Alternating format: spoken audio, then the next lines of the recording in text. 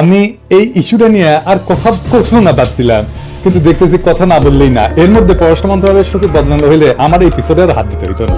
এখন কইতে পারেন যে আপনি কইলেই বদলাইতে হবে, আমি যদি বলি হ্যাঁ হবে, সমস্যা আছে কেন? আমি যে অভিযোগগুলো তুলছি তার কোনটা তো মিথ্যা না। আপনার মন্ত্রণালয় থেকে তো কোনো প্রতিবাদ করেন নাই। প্রফেসর ইউনূস সরকারের সবচেয়ে ব্যর্থ মন্ত্রণালয় হইতেছে পররাষ্ট্র মন্ত্রণালয়, অথচ এই মন্ত্রণালয় সরকারের সবচেয়ে বড় শক্তি দিতে পারত। তো আমরা কি ছেড়ে দিব আপনাদেরকে বিপ্লবকে ব্যর্থ করার জন্য?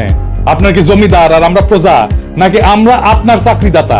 চাকরিদাতার কথা শুনবেন না, নিজেদেরকে হারকিউলিস মনে করেন না। যদি মনে করেন হারকিউলিস খেলবেন, স্বাগতম। প্রত্যেক সপ্তাহে একটা করে এপিসোড বানাবো এই পররাষ্ট্র মন্ত্রণালয় নিয়ে। আর কি কি আকাম করেছেন একটা মাইক্রোস্কোপের নিচে নিয়ে ফেলায় দেখাই দেবো সবাইকে। একটা কথা এপিসোডের শেষে কইতাম, এখন শুরুতেই কই।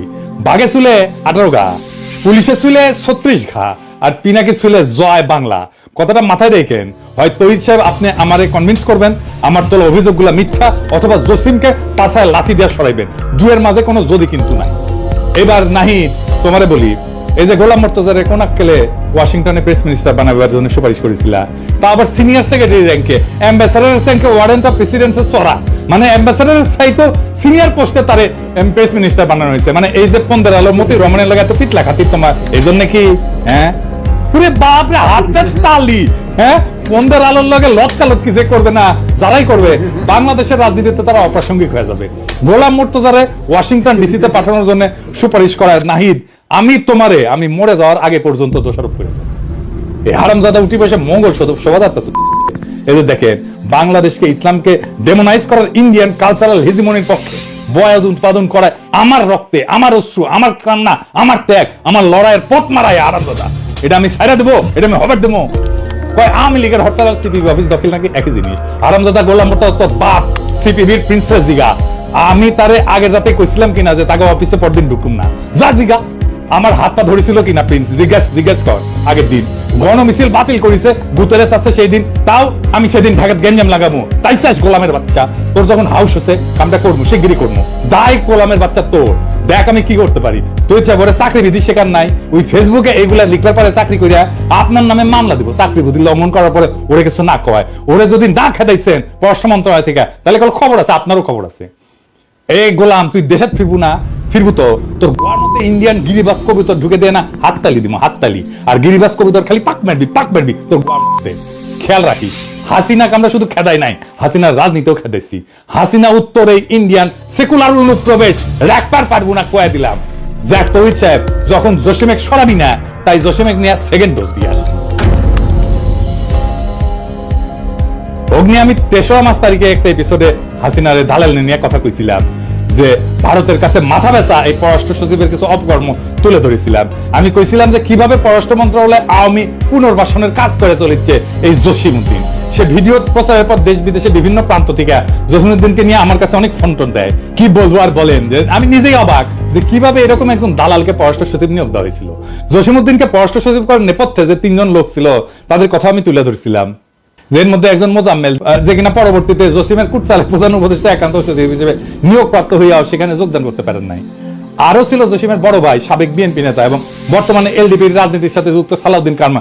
ওই নাকি আবার বিএনপি ফিরিছে, এখন তো ফিরবি। তবে সবচেয়ে মুখ্য ভূমিকা পালন করছে পররাষ্ট্র উপদেষ্টা তহিদ হোসেন। আপনি নিজে এখন ওর পিঠ বেঁচে যাচ্ছেন, জানি তো। তহিদ সাহেবকে নিয়ে আমার এপিসোডে আমি কোনো কথা বলি নাই।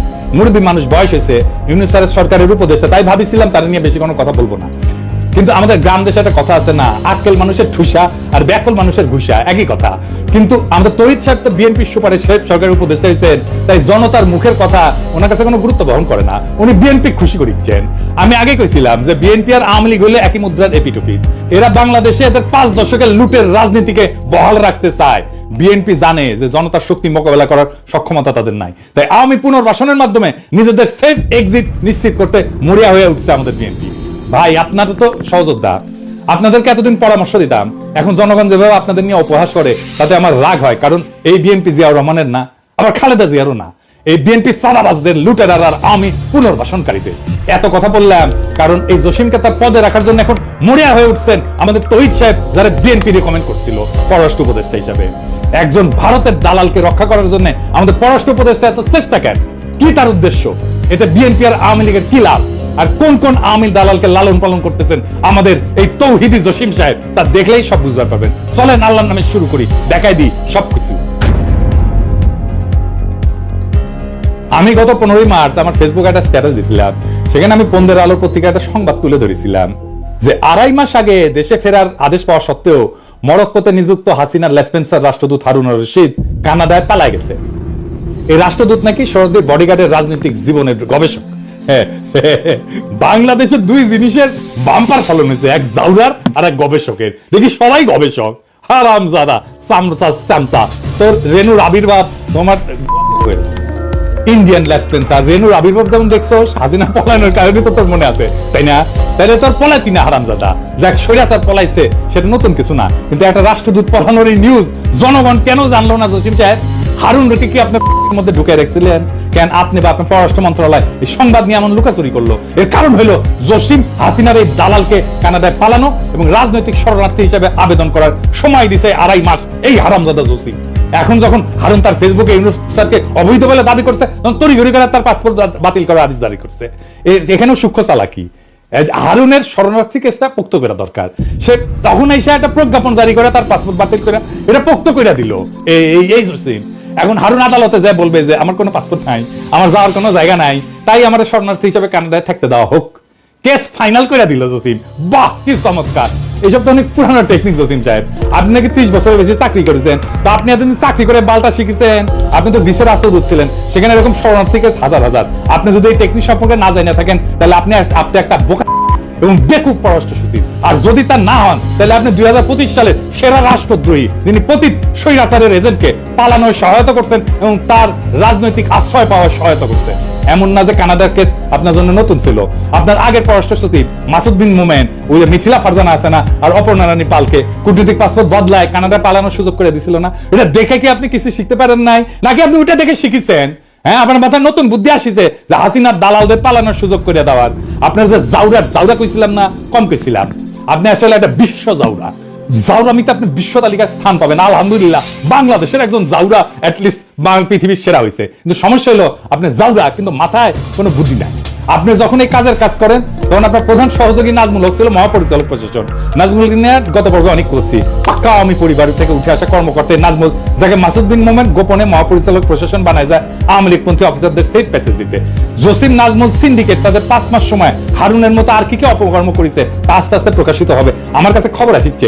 যাই হোক, এটা পরে আসিচ্ছি। পররাষ্ট্র মন্ত্রণালয়ের মেরুদণ্ড আর কর্মকর্তাদের মনোবল ভেঙে দিয়া ভারতের বিপক্ষে একটা দুর্বল কূটনীতি গড়ে তোলায় এই আপনাদের মিশন, তাতে কোনো সন্দেহ নাই। তৌহিদ জসিমের মিশন এটা। কেমন পররাষ্ট্র সচিব সুপারিশ করলেন আপনি তৌহিদ সাহেব? মানুষ চিনতে না পারেন, কিন্তু দালাল চিনতে না পারলে তো এই সরকার আপনার জায়গা থাকা উচিত না। দালাল চিনতে না পারলে আপনি নতুন বাংলাদেশের জন্য কি অবদান রাখবেন? জসিম সাহেব, আপনি কেন জানলেন যে আমি নাকি আপনার এই চালাকি ধরতে পারবো না? আমি তো হাসিনার নির্যাতনে ফ্রান্সের শরণার্থীর আবেদন করেছিলাম। আপনার তো জানা দরকার ছিল, যার কেউ বুঝুক না বুঝুক, আমি অন্তত আপনার এই ধান্দাবাজি ধরতে পারবো। হারুনের পালানো আপনার অগোচরে হয় নাই জসিম সাহেব।